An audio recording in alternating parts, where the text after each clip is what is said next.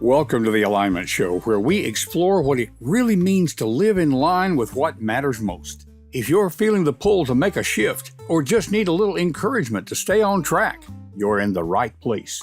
In this solo episode, I'll share some thoughts that I hope will inspire and support you on your journey. Let's get into it. And good morning, good evening, good afternoon, wherever you are in the world. Welcome once again to the Alignment Show. My name is Don King. I will be your host today, as usual. And we have a great conversation coming up. I think all of my guests are significant. That's why we have this show. But Chip Webster has some insight that I think is particularly useful to us in this country. I know we have listeners from around the world, but we're in the United States. And I don't think it's any secret that we are having challenges right now. And he has some ideas about how to bridge the divides that are going on with us. And so we'll be bringing Chip on in just a moment. As we're getting started here, though, I want to be sure that we acknowledge our sponsors. We have three regular ones at this point. First, let me tell you once again about SalesWise Live. Now, SalesWise Live, if you think sales, you think manipulation. Let me reassure you that is absolutely not what we're talking about. This is training for people really in being a good human, in connection, in relationship. Because Bob Berg and Jeff West, Kim Angeli, the ones who run this training about once a quarter, their idea is sort of similar to Benjamin Franklin's idea about doing well by doing good, by serving. And so it's a different way of thinking about sales. Now, you may or may not be a professional salesperson, but you probably really are. If you influence people, if you advance ideas, if you are in a nonprofit, if you are in ministry, any of these would benefit from the approach that they take. You can find out more about it at donking.com/saleswise. That's SalesWise. Remember, Don is with a double N, so DONNKING.com/saleswise. And we will have that link showing on the video from time to time as we go through. You can always find their link, of course, at our show notes, which you can find at thealignmentshow.com. Also want to tell you about my own books, donking.com/books. That is an ever-expanding universe. Right now, we have the first two of the Sparklight Chronicles that are out there, The Way of the Three-Year-Old Why and Medium Well. These are business parables. Somebody told me this is nonfiction wearing a fiction suit. Helps to make the principles engaging and memorable. There are two more coming in that series. They're in process, but the next book to come out is Creating While Caring. We've had to push back publication on that. We thought it would be out by now, but we're looking now at probably early August. And this is for people who already have or have had a creative career as a writer, painter, photographer, actor, just any number of careers. And suddenly you find yourself with responsibility for caring for somebody. How do you keep creating when the usual advice no longer works? And so that will be coming up soon. Again, you find out more at donking.com/books. And finally, this episode is sponsored by Val Roskin's Tees. Now that's spelled TEWS, but pronounced like Tees. Val is a content strategy writer who helps authors and coaches get past the stress and overwhelm of figuring out what to post on LinkedIn. She offers what she calls stress-free content creation. Think of it as transformative content support that helps you build a community of readers, potential clients, and even business friends. Now, you might think these folks that she's serving, they're already writers. They already know how to do this. It's a specialty kind of thing. And I can tell you from experience, just because you can write a book doesn't mean you can do well at writing things like LinkedIn posts. And so Val helps people share their message with less stress and more joy. You can find out more about Val and her work at donking.com/butterfly. Why butterfly? Well, her company is Butterfly Copywriting. And so donking.com/butterfly. We will have more information about that at the show notes. As we said, keep up with that at thealignmentshow.com. You can always find out more there. But for now, I am pleased to be able to introduce you to Chip Webster. I've mentioned him once or twice already.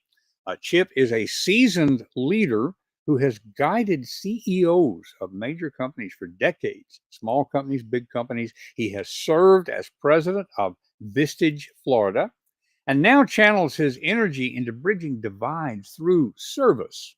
He's the founder of Unity in Service, which we'll talk about in a little bit.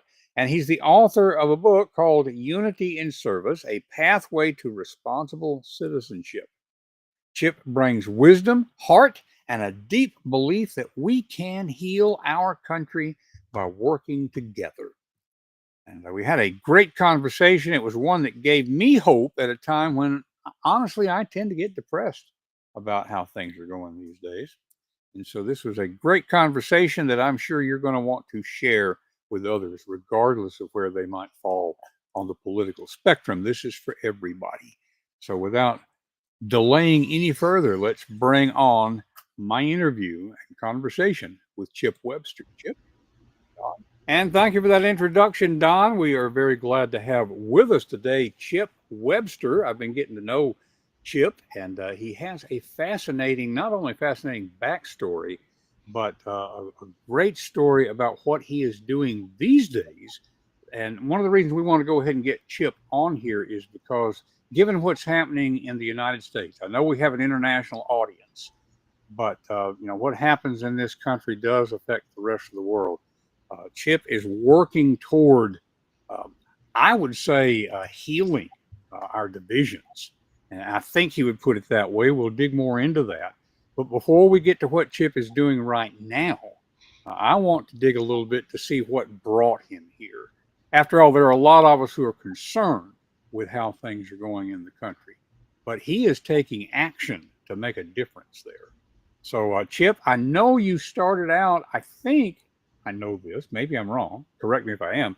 You started out with Sears, and you thought that Sears would be your lifelong career.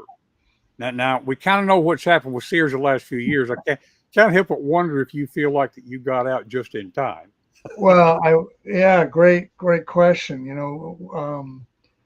I worked for Sears in college, and then I went to work for Sears right out of college and loved the company. It was a great group of people. We were out in the west side of Chicago while they were building the tower. And when we moved into the tower, it was interesting. The culture changed. And it went from focusing on the customer and how can we get them the best goods. And we, as you know, we created our own brands, Die Hard batteries, Craftsman tools, and tested them and high quality. And then it became about, where's my office in the building? And do I have a corner office? And what floor am I on? And just to finish the story, when you were on the west side at 5 o'clock, the clerical staff would leave, but we'd be there till 6, 7, 8, sometimes later if we had a big project, and get in our cars and drive home. Well, once we were downtown, everybody took the train. And if you were standing in front of the Sears Tower at 5 o'clock, you would get trampled. So it's just an interesting lesson that I learned that I've used going forward in my life about the importance of culture and the little things that change that you don't think will make that difference. You wouldn't, I wouldn't expect that. In fact, I would almost think by having a building like the Sears Tower to bring everybody together that it would foster community, but it doesn't sound like that it did. Not my experience. Interesting. And this is not the main thing that we want to talk about today, but, just to kind of probe that insight a little bit. When you were in college and starting there and you observed that culture change, Sears had been around for a long time at that point, right? Sears was the number one retailer in the world and the top 10 corporations in the world. It was dominated pennies, it dominated Montgomery Wards, and everybody was all about the customer. And when I worked in the stores in Iowa, when I was going to college, it was like a family. I mean, after work, we all went out and had a beer together, and it was just, you felt like you're something bigger than you're part of something bigger than yourself. And Yeah, yeah. we lost that. Huh. That's just fascinating in and of itself. To think that just building the tower would lead to, I guess I would say, what has become stereotypical corporate behavior. Yeah, So, yeah. okay, so that's a great lesson to bring to what you're doing now, really. So, what led you to leave Sears when you did? Because at the time you left, Sears was still dominant. I think. Am I correct about Absolutely. No, I that? left early in my career. I got recorded away. I began to lose my enthusiasm because of the cultural change. And a lot of this I was observing, but not able to label it because I didn't have the experience yet. Hmm. But I got hired away, and that opened up a whole series of events that took me to a company called Vistage that was the place I was supposed to be. Was it Mark Twain said the two most important days in your life is the days when you're born and the day when you find out why. Yeah. And going to Vistage and helping CEOs build businesses and do group process and work with some of the phenomenal people from around the world who are chairs. It just changed my life. Yeah. There were Yeah. a lot of stops in between, but it goes back Well, to yeah. culture. Culture is what we're suffering right now in the United States. We have a very unhealthy culture, Mm, and so that's why I'm so sensitive uh, about culture. yeah. It's like you've seen it before, and you can see what's happening now in ways that maybe other people who are too close to it can't see. Just for folks who are on with us audio only, let me be sure that we're understanding the name of the company that you're talking about here. Vistage, am I saying that right? Yeah, Vistage, Okay, Vistage. It's Vistage. TAGE. It's the largest CEO organization in the world. Okay, okay. And so when we say CEO organization, Chief uh, Executive Officer. right, right. Uh, but like this is an association or training, or how would you describe it? Great question. It's a peer group. Hmm. So I ran groups where the same 12, 15 people would get together every month and work, help each other build their businesses. And Mhm. then I would go visit each CEO for 2 hours each month and have really in depth conversations about what are you trying to accomplish, what's in the way, what's your biggest opportunity, how will we take advantage of that. And when you have those kind of conversations, of course, it goes into the personal too. Mhm. When you have a 2 hour conversation with somebody 12 times a year and spend a day a month with them in a room with their peers, you get to know each other really well. In fact, if you think of your life, how many people have you had that kind of in depth conversation with that consistently? Yeah, And yeah. there are groups now that the members, the second generations in. There are groups that have been around for 50 plus years. In fact, my two sons independently have joined a group here in St. Pete and a group in Philadelphia. So it's a phenomenal organization. Okay, okay. Now, how long did you do that? I am still engaged with a few things, but I was a chair for about 15 years and actually was a member for 13 years. And I ran the license for the state of Florida for 13 years. So I was Okay, okay. president of Vistage, Florida then. So you've seen shifts in what, for lack of a better term, I would call CEO culture. I mean, Yes. in a lot of ways, CEOs are embattled.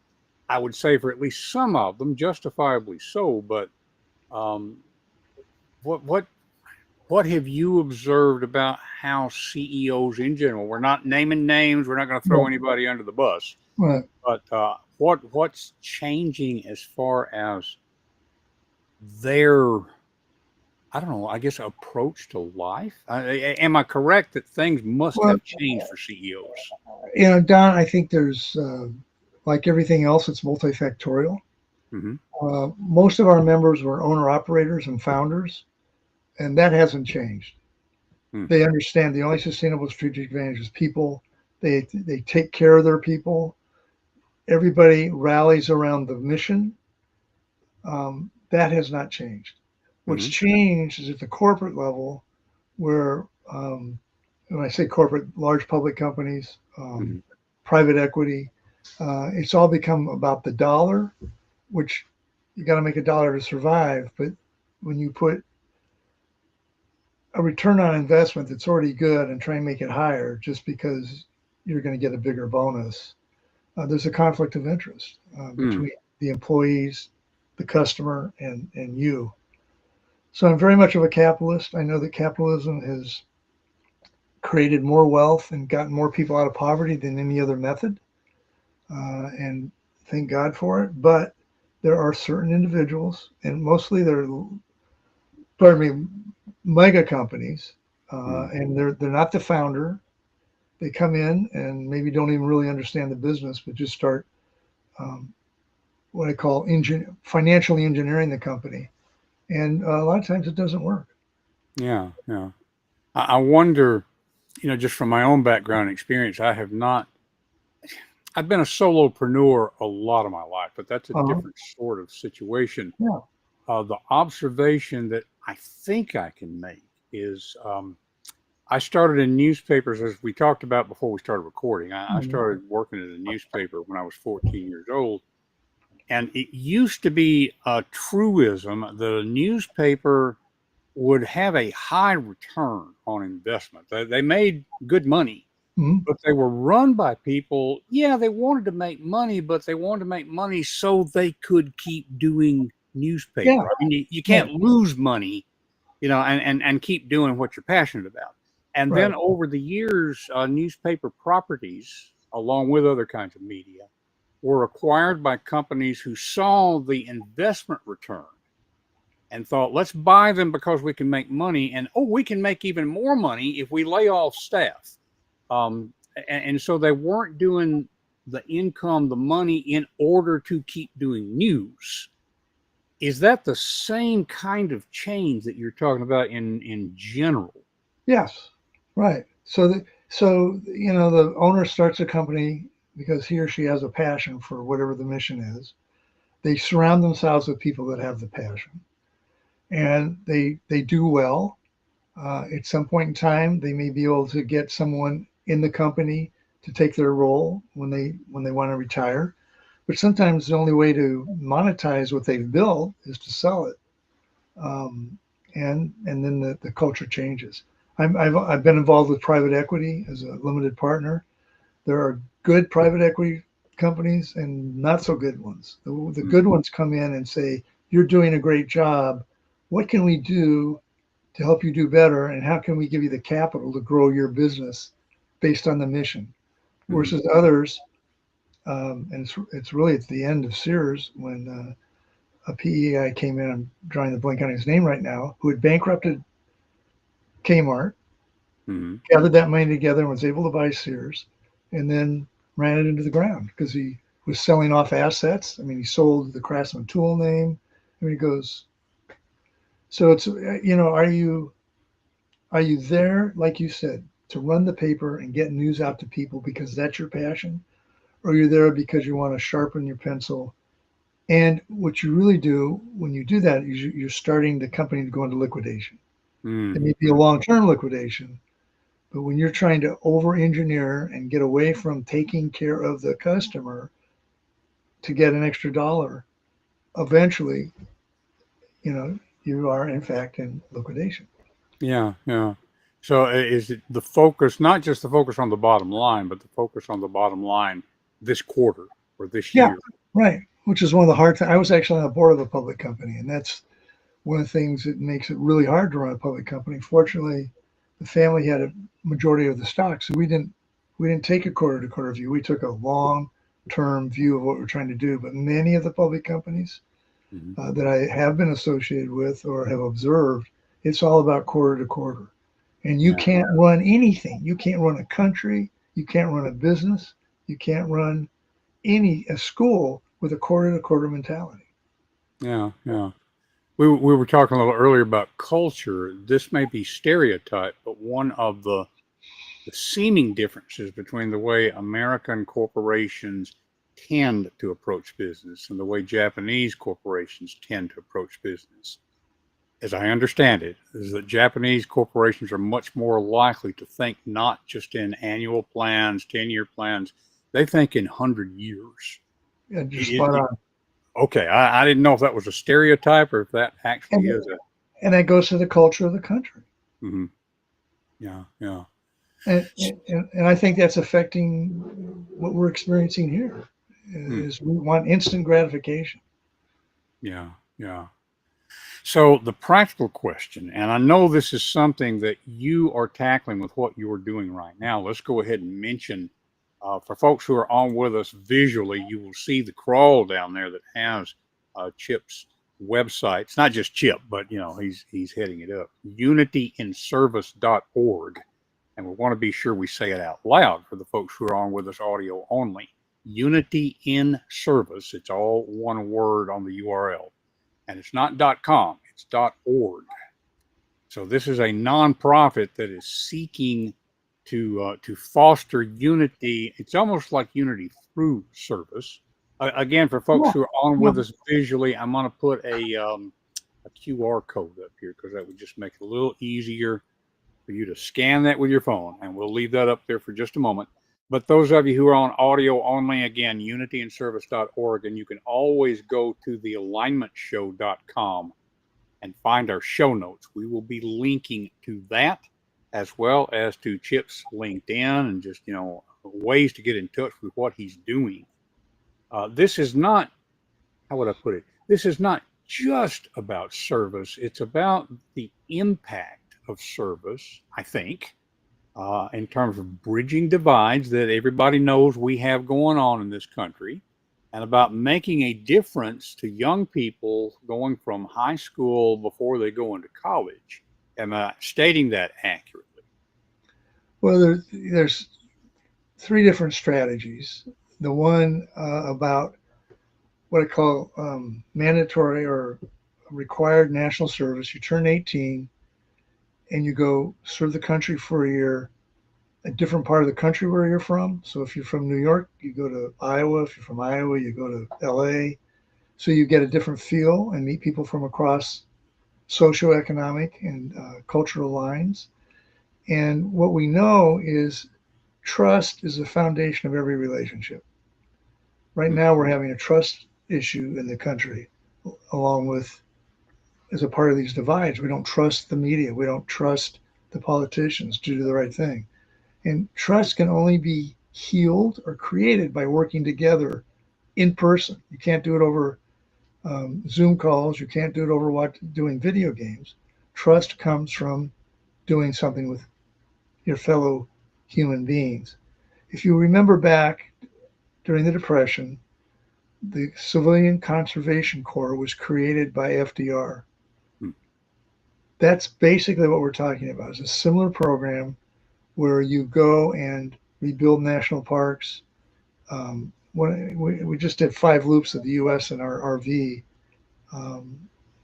literally Wow. across the country 5 times. And we'd stop in these smaller towns, and you'd go out and do a hike, and you'd run across a reservoir, and there would be a monument to the CCC. Yeah. So this gives kids a chance to understand that it's their country. It gives chance for kids to meet people and work with people from different backgrounds and break down the barriers. We make so many assumptions about people. If you work for 6 months or a year with somebody who's quote unquote different than you are, who turns out to be much like you are, they're human. Um, Going forward, it's just easier to have a conversation. It's about, go to politicians, and I'm wandering around a little bit. Right now, politicians put party first. Mm-hmm. If the voters understand and feel like they own part of own the country, they're going to insist on putting country first. And that's what we're trying to do, is change the culture by working together, creating unity, and building a foundation for the future for the younger generations and Mm-hmm. for people who are already out of college or later in life, go volunteer.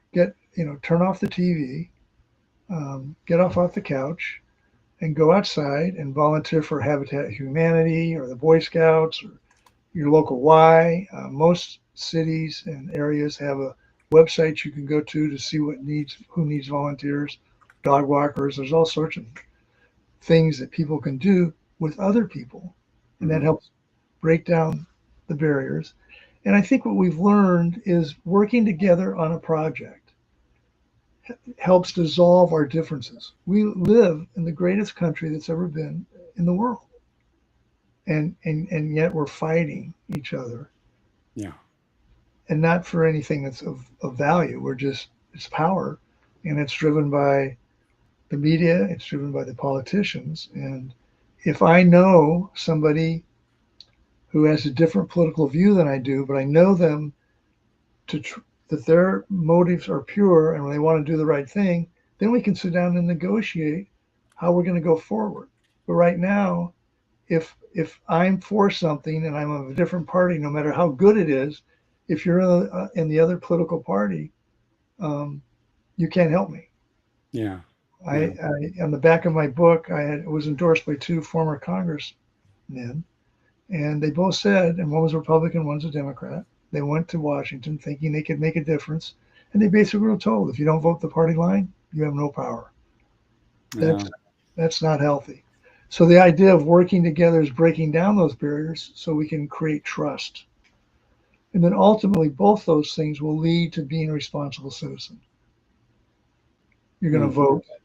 You're going to be discerning. You're going to watch what politicians do, not what they say. You're going to hold the media accountable.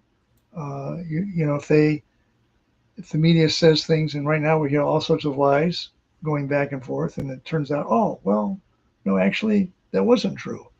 They never come back and say we misinformed you. And so all those things need to be dissolved by getting the community of voters. We have the country we deserve. If we don't like the way the country is, only we can change it. Well, and that leads to a practical question. I think we would agree that there is a political strategy of divide and conquer, Absolutely.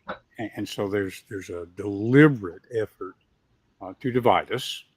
And so, given that, how do we can get people to recognize intellectually what you're saying here. How do you get people to actually take the step, especially when both Republicans and Democrats, recent studies show that they tend, as they look at the other, to actually think they are evil. This is not just a matter of disagreement, it's a matter of them thinking the other side is actively evil. How do we take that first step?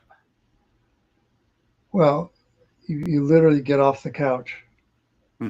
and go spend time with a group of people that have different points of views. I'm on nonprofit boards.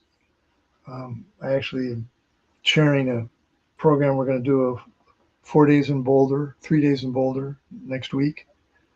It's our 21st year. People from literally around the world. Okay. And Republicans, Democrats, and the respect in the room is just amazing. Because we know each other, we trust each other, we know our motives. The other person's motives are good. They just have a different way of attacking the issue. Mm-hmm, mm-hmm. It's getting out of the echo chamber, getting out of your silo, and becoming human again. Yeah, yeah. And if in World War II and other wars, you always try to dehumanize the enemy. Yeah. Well, we're dehumanizing each other, and that, over time, that doesn't lead to a very pretty place. Yeah. Yeah. And I had, you were talking about the representatives earlier, one Republican, one Democrat, who went for the right reasons and then got told, if you don't follow party lines, you really have no power. In my newspaper work, I have known people over the years who went into politics wanting to benefit the culture. Yep. And when they got in there and found how the sausage was made, as whether it was Jefferson or Franklin or whoever it was that said that, would either get discouraged and leave, or they would figure, if this is the way it is, I might as well get mine, and Yep. get co-opted by the system.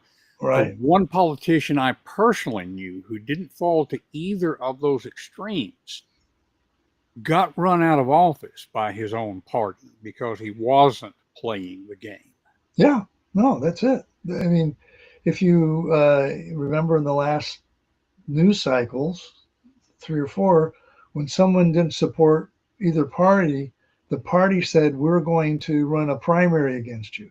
Yeah, We're going to take party money and make your life miserable when you're trying to get reelected, or actually the primary. You get what they call primaried out. yeah, yeah, So you don't even get a chance to run. And exactly. part of that problem is that we have a two-party system, and in many states we have what's called a sore loser law. So if I run in a primary as a Republican or Democrat, and I come in second, but know that I am the one who can get elected in the general because of my desire to put the country first, I can't run Hmm. because of the sore loser law, Wow, which we could talk. And there's a lot of states like that.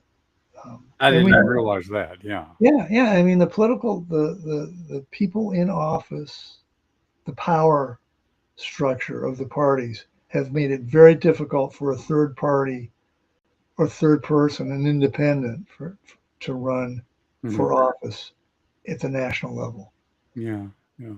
and that's not healthy. Not healthy. It's not helpful. And I know people will get frustrated and say, there's very little that I can do. So what you're offering here, in a sense, is a step to make a difference where you can, instead of focusing on what we can't do. Yeah, Then you're giving a route to focus on what we can do. yeah, and in my travels from RV park to RV park over the last 5 years, you'd spend 2 or 3 days there and get to know people, and you start talking to them, and eventually, because it's such a hot topic right now, politics had come up, and they'd be complaining about this or that, and I'd say, well, we have the government we deserve. And they'd look at me like I had two heads. This is a democracy. We have the government we deserve, and if we don't like it, it's up to us to change it. And it can be changed if a group of responsible, dedicated citizens get together and demand the change. But we're so Yeah, fragmented, and the people who are trying to divide us get us more fragmented, because that keeps us from rallying together and leveraging. To me, it's the moderate Republicans and the moderate Democrats and the moderate independents. If they got together and said, no, we're going to get rid of sore loser laws, we're going to make it possible for third party to exist, we're going to um, rank and hold politicians accountable for what they say versus what they do. We That's doable if you get the right people together. Remember Margaret Mead, who said, "Never forget what a small group of committed citizens can do to change the world, because it's all that ever has is a small group of committed citizens." We hmm, just we need to get that group going. yeah, yeah. Do you see that? Okay, here's two related questions. Are there fewer independents than they used to be, or are the independents just confused? But the flip side, are you seeing movement in that middle of people who are tired of the extremes? And is there a critical mass building to actually make this change? Based on the last numbers I looked at, there are now more independents than Republicans or Democrats. People are Mm, leaving the parties and going independent, which is a clue. So to answer your question, is the critical mass there? Don't know yet what that's going to evolve, but people are tired of the two-party system and tired of the party first strategy instead of nation first. So yeah, I think there's a trend. I I read those statistics probably in the last 6 months. Last time I took a look at them, I doubt that they've changed. Hmm. But I was surprised. More people are registered independent than Republican or Democrat. Mm. Mm. Well, I got to tell you personally, Chip, this gives me a sense of hope that that I have been seeking. I'm going to get emotional here. Been around long enough. There's always been politicians on both sides of the divide who would demonize the other side, but Sure. um, behind the scenes would seem to work together. And so I've been very disheartened and not so much worried about me, but about our children and our grandchildren. So you're giving me some hope here. Now, I do want to ask. I'm making an assumption here, but I think you and I are kind of the same generation. You could have left corporate work or whatever, taken your retirement, and just sat back and watched. You are not doing that. What is it that led you to do this instead of just taking your ease, if that makes sense? Well, to me, the only sign of life is growth. Mm. And there's a lot of people. When I was traveling the state a lot, I'd walk on the beach in Miami and Fort Lauderdale and these big high rises and, see all these retired people walking along the beach and thinking that's the greatest loss of human potential. These people Mhm. have all done something successfully. They're all built a business. They've all um, been able to retire, and now they're doing nothing. Mhm. And that drives me crazy. The motive is that we're here, in my opinion, to add value to each other. We're here to help others in the future. Leave it. I guess the way to say it is leave it better than we found it. Mhm. And so that's one of my motivations. Um, and the other is I would hate to see this country fall apart, which it's perfectly capable of. Um, and that would be the tragedy for the world. Alexander Tytler, in my book, I have a chapter.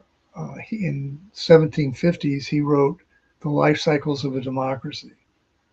And um, if you look at that cycle, we're in the point where we've reached selfishness. In other words, we go from fighting for our independence,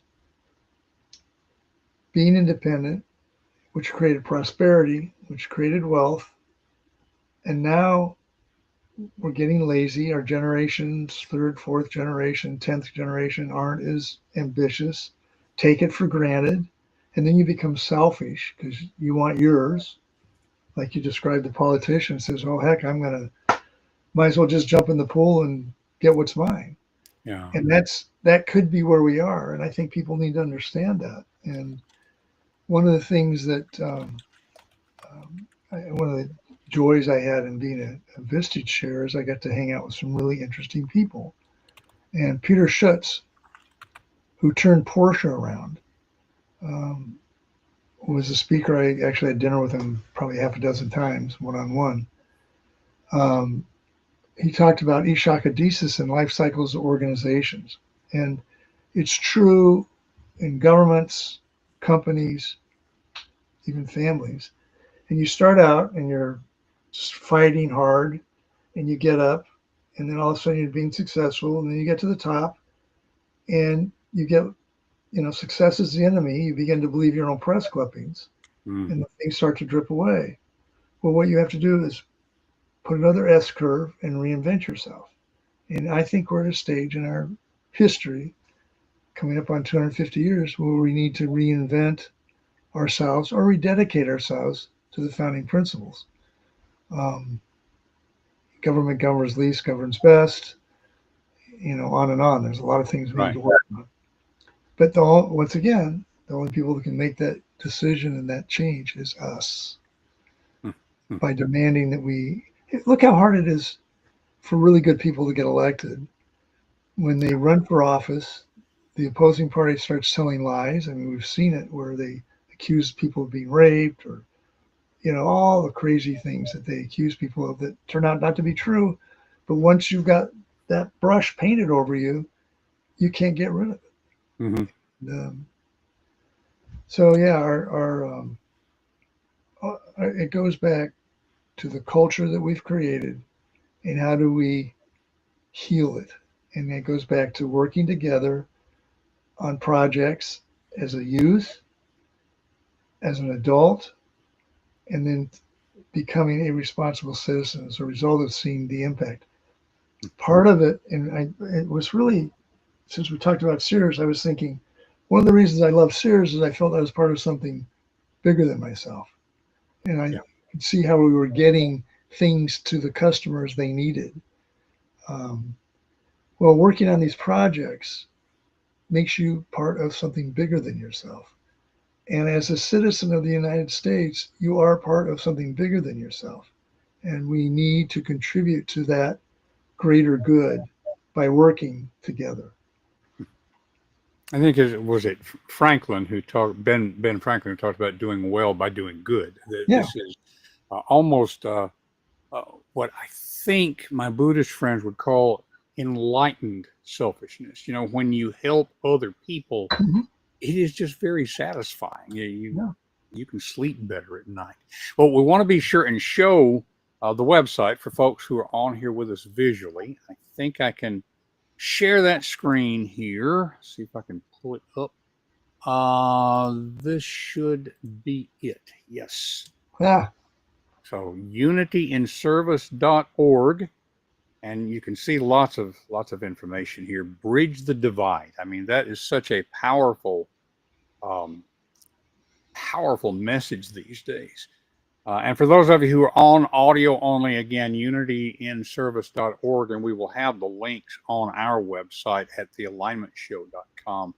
While I've got this on here, let's see if I can also show your book. You mentioned the book just a moment ago, and this just came out in January of this year. As we're recording this, it is mid-June 2025, if you happen to come across the playback later on. And so we will link to this book in the show notes as well. But this is not Chip's first book, by the way. Chip, I'm going to hop over here to your author page. You've got A Passion for Life, Reflections from the Journey. And that was back in 2017, which just seems like forever ago at this point, I guess. Yeah. And then there's the poetry book. I saw that one, Paint and Poetry. That's a fascinating title. I'm going to have to dig into that one. That one came out in 2021. So, folks, we'll have links to all of these in our show notes. But just to kind of get that current resource out there.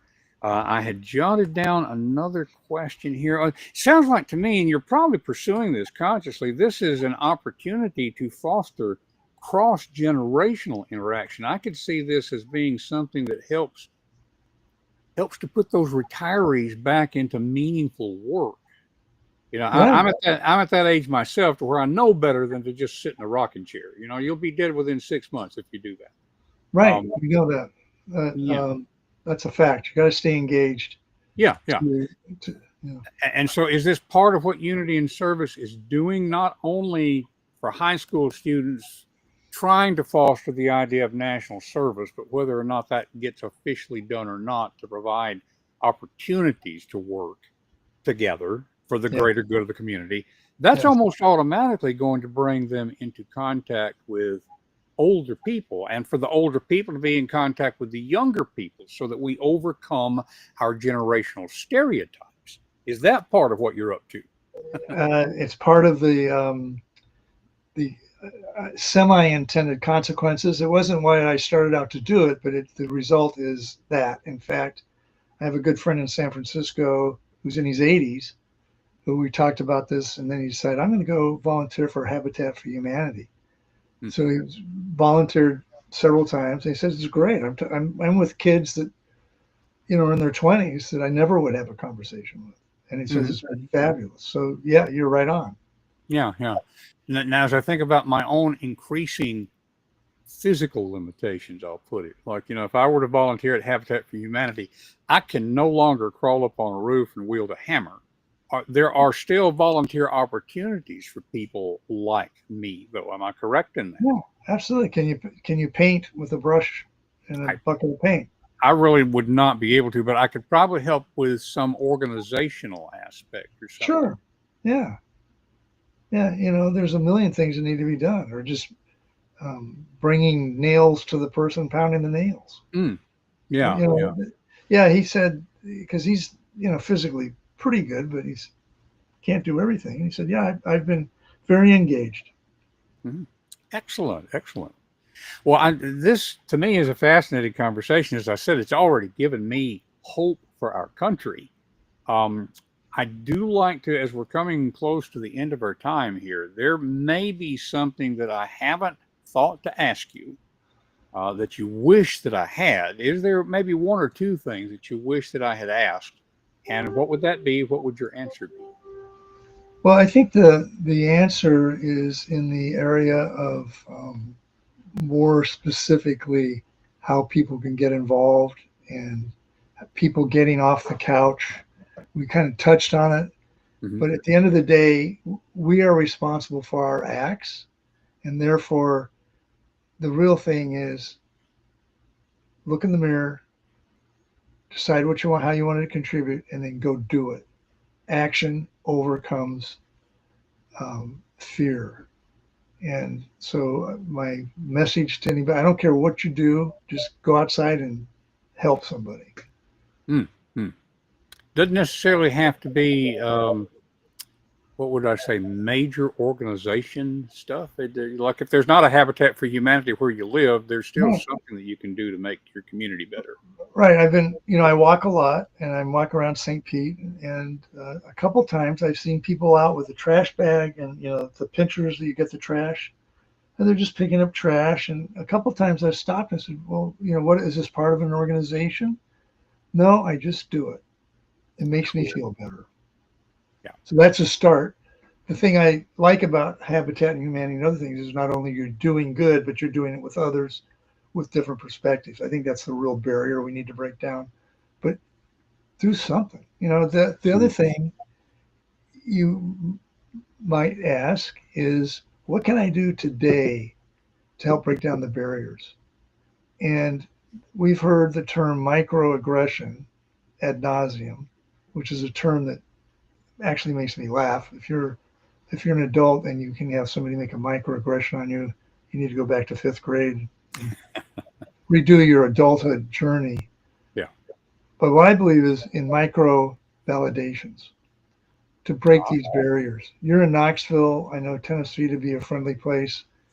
But when you're in LA or New York, walking down the street or on a path, on a hike, if you run into somebody, they just do not connect. And if you just keep smiling at people and saying hello, eventually somebody responds. And when they do respond, many times they light up with like a Christmas tree, because nobody's ever acknowledged their humanness. Open up the door and say hi to somebody. When you're driving in traffic, wave somebody in so they can get in and onto the freeway. There's just a million things we can do to acknowledge other people's humanness. And when we talked earlier in this conversation is about we're dehumanizing each other. Yeah. The first step is to humanize each other. And I guarantee if you do that, you will feel better yourself. And let's pursue that just a little bit. Of the part of the dehumanization thing is that it also makes us fearful of people who are different. Yeah, right. And so it becomes a vicious cycle, to where I'm afraid of people who are different from myself, so I don't talk to them. Right. And the more I don't talk to them, the more they seem strange, which raises the fear. Yep. So what's your advice for overcoming the fears? It's just simply a matter of a little step, make that smile to somebody. Yeah, that's it. I think it was Joan Baez said that action overcomes despair.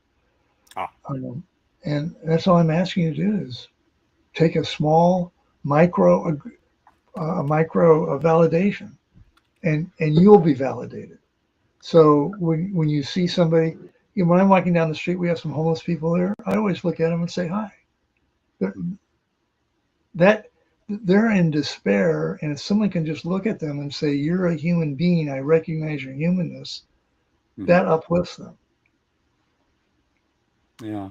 Just and to play devil's advocate here for just a second, because I agree with you 100%. But Right. to play devil's advocate, That's your job. Yeah, people are sometimes afraid to even look at it and smile and say hi to a homeless person because the next thing that's going to happen is that they're going to ask for money or something. Sure. That happens sometimes, and I just say, "Can't help you today," Okay. and keep moving. Yeah. Don't stop and engage in an interesting conversation, because that's where it would get harder. But if you're just walking by, they look at you, you look at them, and say, "Hey, have a great day," or "Hope everything's good," or whatever.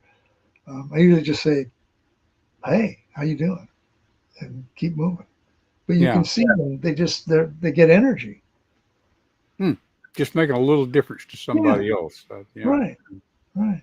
And I think, we're further north than you here in East Tennessee, but it's still a warm enough climate that we do have an increase in the homeless population.